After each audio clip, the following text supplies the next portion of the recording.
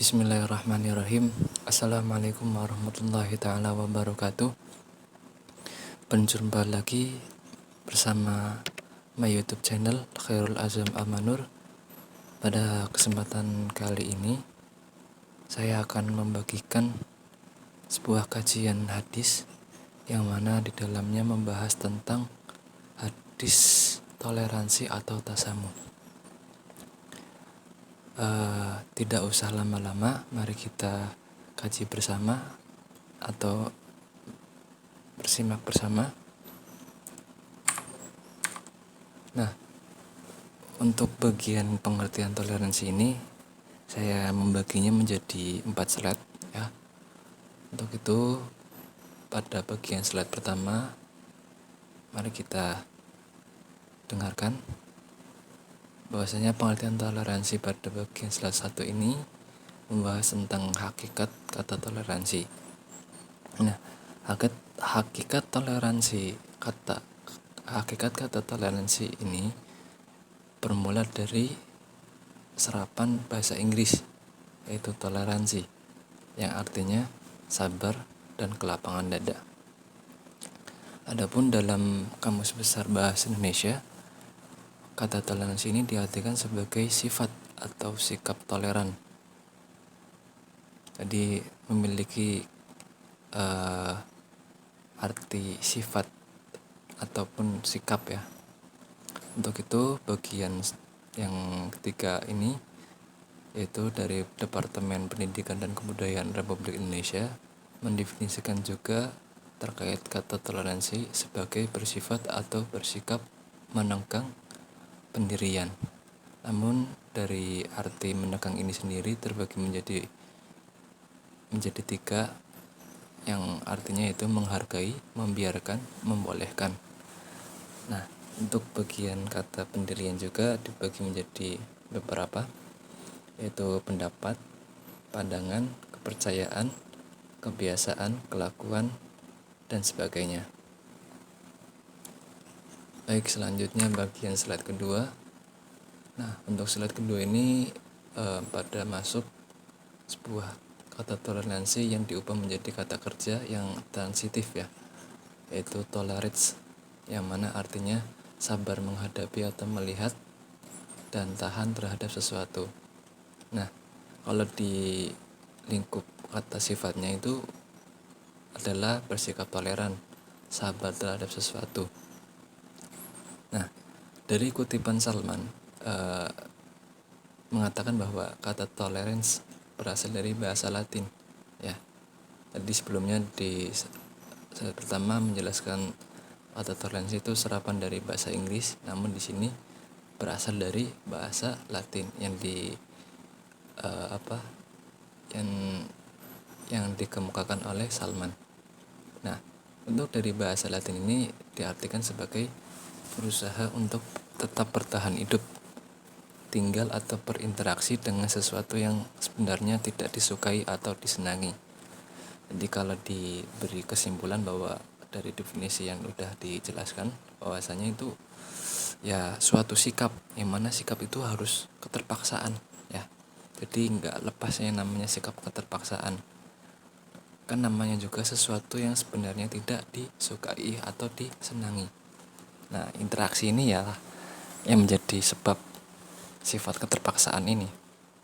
Nah, itu dari kutipan Salman. Lanjut, slide yang ketiga mengenai tentang pengertian toleransi yang mana disamakan atau disepadankan dalam bahasa Arab, yaitu kata toleransi adalah sama'ah atau tasamuh. Kalau kita pahami ya, toleransi itu bahasa Arabnya itu sama'ah atau tasamuh ya. Adapun dari pakar leksikograf Arab mengartikan bahwa kata toleransi itu sebagai perilaku lembut dan mempermudah, yang mana dikutip dari Ma'luf tahun 1994 halaman 349. Nah, ini dari 2 pendapat dari Ibnu Masyur, dan adapun dari Kamus Munawir ya, yang terdapat pada tahun 1997 halaman 657 bahwasanya kedua pendapat ini menyatakan bahwasanya kata toleransi ini berdasarkan dalam al-jud atau as-sa'at al-sodr dan tasahul. Nah, al-jud ini artinya kemuliaan. Kalau saat as-sadar itu lapangan dada. Dan adapun tasahul yang artinya ramah dan suka memaafkan. Nah, dari kedua pendapat ini menyimpulkan bahwa makna tersebut tertuju pada sikap lapang dada atau terbuka saat menghadapi perbedaan yang bersumber dari kepribadian kita sendiri. Jadi, lambang kata toleransi ini adalah sikap yang bersumber pada kemuliaan diri, al-jud wal karom, dan keikhlasan. Artinya bahwa dari kedua pendapat ini menyatakan seseorang yang bersikap toleransi itu harus bersikap lapang dada ataupun terbuka. Itulah dari dua pendapat yang mengenai tentang dasar-dasar kata toleransi. Slide yang terakhir, bagian slide keempat, yaitu pengertian toleransi yang dikutip oleh Ibnu Waris tahun 1979 halaman 236, memberikan arti kata toleransi ini sama dengan suhulah yang terdapat dalam kitab Al-Mujam Al-Maqayis Al-Lughah. Nah, dari pengertian dikemukakan oleh Ibnu Waris ini dikuatkan juga oleh Ibnu Hajar Al-Asqalani tahun 1996 halaman 94 di dalam kitab Fathul Bari, yang mana mengartikannya kata asamah dengan kata asyahlah, mudah, yang mana contohnya yaitu ahabbu ad-din ilallah al-hanafiyah as-samahah. Itu mengenai dari kutipan Ibnu Waris yang dikuatkan oleh Ibnu Hajar Asqalani. Jadi saya simpulkan mengenai dari pengertian toleransi ini yang dari berbagai macam pendapat-pendapat para tokoh ilmuwan, bahwasanya ada 2 poin mengenai dari pengertian toleransi ini. Poin pertama yaitu toleransi harus berhadapan langsung pada suatu realitas lain, lalu tidak bisa digunakan sebagai berdiri sendiri. Artinya bahwasanya ketika kita berinteraksi dengan toleransi itu pasti akan mengalami suatu realitas lain, harus berhadapan pada interaksi sosial lain. Contohnya kayak agama lain, kita harus bersikap seperti apa. Nah, untuk itu mari bersikap dengan lemah lembut dan sikap sabar, terbuka, dan lain-lain. Nah, adapun yang lebih garis besari bahwasanya poin kedua, walaupun arti toleransi tertuju pada kebebasan dan lain-lainnya, namun harus bersandarkan pada Al-Quran dan hadis. Nah, poin kedua ini sangat esensial lah, secara bahasanya esensial dari poin kedua ini. Ya, toleransi harus bersandarkan pada Al-Quran dan hadis. Itulah dari 2 poin yang saya simpulkan dari pembahasan terkait pengertian kata toleransi. Selanjutnya, beberapa hadis mengenai tentang tasamuh yang terbagi menjadi 3 ya. Untuk itu, yang hadis pertama saya bacakan terlebih dahulu.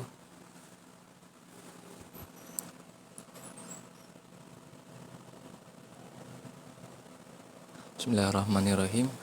Hadasana Abdullah hadasani Abi hadasani Yazid qala anna Muhammadan ibni Ishaq an Daud bin Husain an Ikrimah an ibni Abbas qala qila Rasulullah sallallahu alaihi wasallam ayu adiyan ahabu ilallah qala hanafiyah samhah.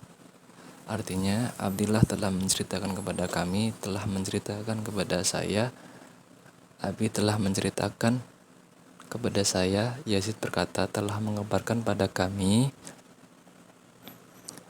Muhammad bin Ishaq dari Daud bin Al-Husaini dari Ikrimah dari Ibnu Abbas. Ia berkata, Ia berkata ditanyakan kepada Rasulullah SAW, agama manakah yang paling dicintai oleh Allah? Maka beliau bersabda, Hanafiyah as-samha, yang lurus lagi toleran.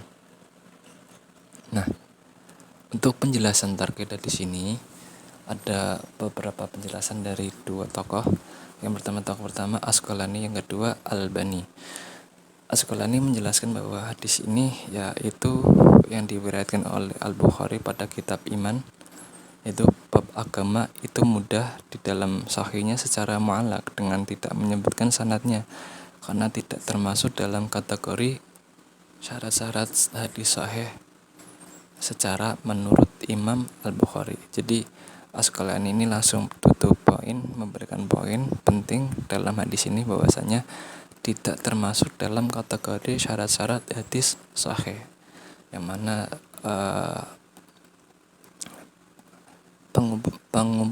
hasil dari ini yang dibawa oleh Imam Bukhari. Tapi di sisi lain beliau menyebutkan sanadnya secara lengkap. Jadi sanadnya itu lengkap dalam kitab Adab Al-Mufrad yang diriwayatkan dari sahabat Abdullah ibni Abbas dengan sanad yang hasan. Jadi hasan, sanadnya itu tetap memiliki kedudukan yang hasan. Itulah dari pendapat penjelasan dari Asqalani. Adapun dari Albani menjelaskan bahwa hadis ini berkedudukan sebagai hasan li ghairihi.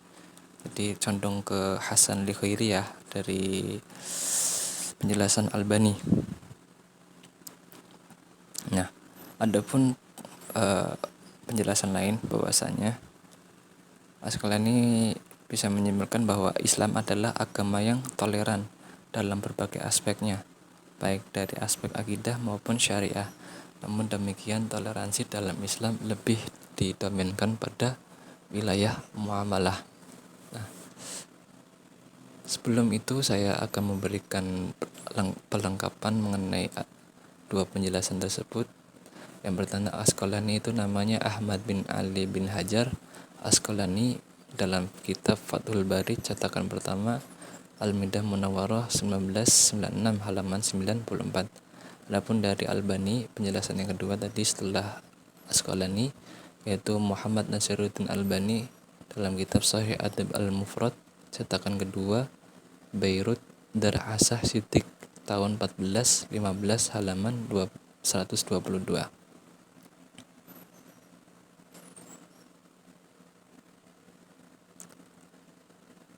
Selanjutnya pada hadis yang kedua, masih kaitannya dengan tasamuh. Sebelum itu saya bacakan terlebih dahulu. Maaf sebentar, ada kesalahan. Sebentar.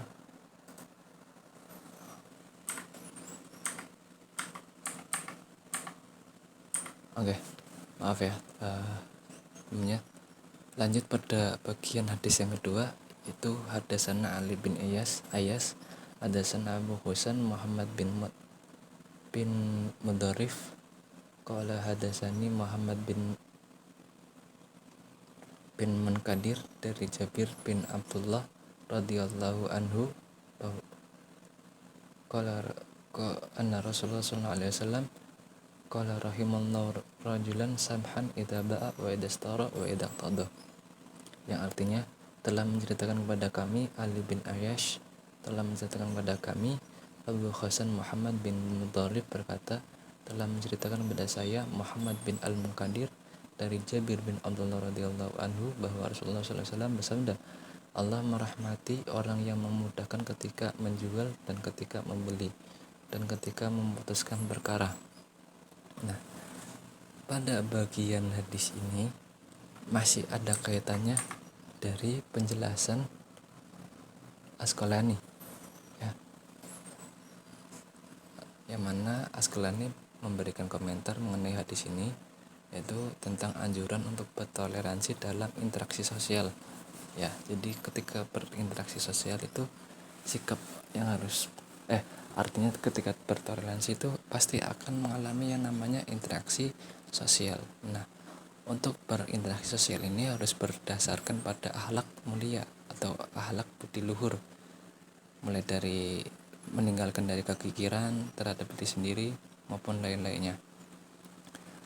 Selain itu, adapun dari Nabi menganjurkan bahwa untuk tidak mempersulit manusia dalam mengambil hak-hak mereka serta menerima maaf dari mereka.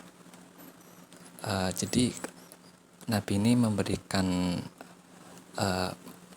anjuran terhadap kita bahwasanya harus tetap tidak mempersilahkan manusia dan harus menerima maaf dari mereka. Artinya ketika wa idza qtada, ketika memutuskan perkara, ya kita harus untuk menyelesaikannya itu dengan cara meminta maaf atas perbuatan yang telah terjadi. Nah, itulah yang dimaksudkan anjuran ini oleh Rasul, yaitu wa idza qtada, memutuskan perkara dengan cara memaafkan atas kesalahan yang ia buat. Adapun anjuran Nabi tidak mempersulit manusia dengan cara idza ba'a wa idza istara. Jadi ketika jual beli itu kita harus memberikan kemudahan kepada seseorang, kepada pembeli ataupun konsumen.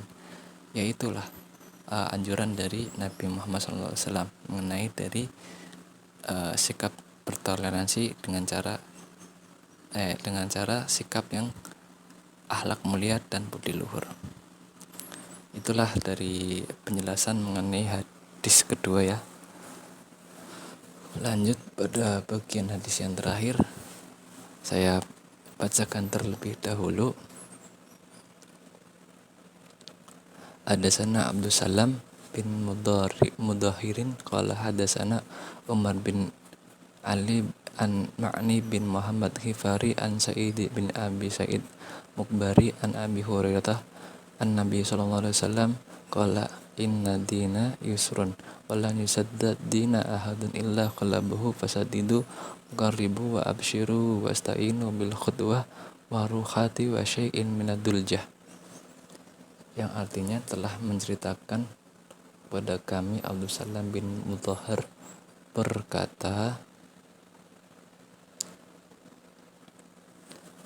telah menceritakan kepada kami Umar bin Ali dari Ma'an bin Muhammad Al-Khifari dari Sa'id bin Abu Sa'id Al-Makburi dari Abu Hurairah bahwa Nabi SAW bersabda, sesungguhnya agama itu mudah dan tidaklah seseorang mempersulit agama kecuali dia akan dikalahkan. Semakin berat dan sulit, maka berlakulah lurus kalian, mendekatlah kepada yang benar dan berilah kabar gembira dan minta tolonglah dengan al-khutwah, yang artinya berangkat di awal pagi, dan ar-ruhah berangkat setelah duhur, dan sesuatu dari al-duljah yang artinya berangkat di waktu malam. Jadi tidak jauh dari penjelasan dari Asqalani juga, bahwasanya Asqalani juga memberikan penjelasan terkait hadis ketiga ini, yang mana Asqalani menjelaskan bahwa makna hadis ini adalah sebuah larangan. Apa itu larangannya? Yaitu untuk tidak bersikap tasyaddud atau keras dalam agama. Contohnya nih, ketika seseorang memaksakan diri dalam melakukan ibadah sementara ia tidak mampu melaksanakannya. Nah, contoh lainnya nih, ketika kita memberikan peringatan atau sebuah ajakan pada orang lain untuk melaksanakan ibadah, ya walaupun dia tidak menerima, ya sudah, itu kehendaknya. Yang penting kita memberikan jalan yang terbaik, bahwasanya ini baik gitu, maka ya sudah, itu sesuai dengan kehendaknya. Yang penting kita atas niat baiknya itu sendiri. Itu mengenai hadis yang ketiga ini, yang mana hadis ketiga ini menyarankan untuk tidak harus bersikap tasyaddud atau keras ya, jangan memberi peringatan secara keras, harus secara lemah lembut. Itu mengenai hadis ketiga. Alhamdulillah, pada penjelasan kajian di sini yang tentang toleransi atau tasamuh telah dijabarkan. Untuk itu saya selaku memberikan penjelasan terkait di sini. Mohon maaf apabila ada tutur kata atau kekurangan lainnya, ataupun tadi sedikit jeda karena ada respon yang kurang tepat. Untuk itu dari saya mohon maaf sebesar mungkin. Apabila salah, ya itu dari saya sendiri. Kalau benar itu hak dari Allah Subhanahu wa taala. Untuk itu saya akhir kata, wassalamualaikum warahmatullahi taala wabarakatuh.